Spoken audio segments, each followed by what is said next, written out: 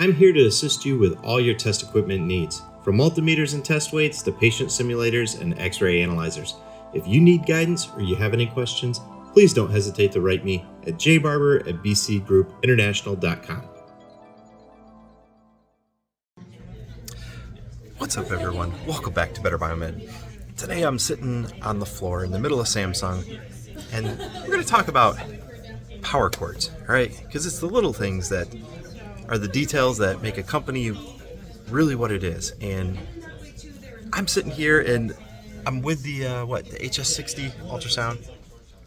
Pretty cool machine. Looks fantastic. It's got a beautiful power cord on it. You know, guys, obviously these are the kind of details that I look at when I talk about the quality of a power cord.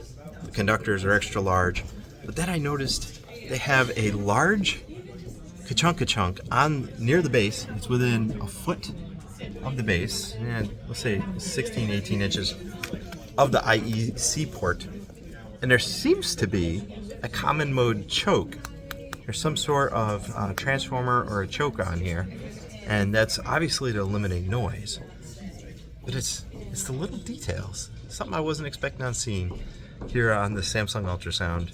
And I wish I knew a little bit more details. It says it's 125 volt, 15 amps. So although it does plug into a standard IEC, has a standard NEMA plug on the other end, it is not a standard cord.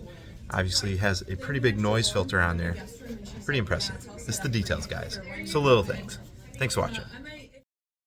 If you enjoyed this video, don't forget to give it a thumbs up and subscribe for more content. I'd love to hear your thoughts, so drop a comment below with what you'd like to see in future videos.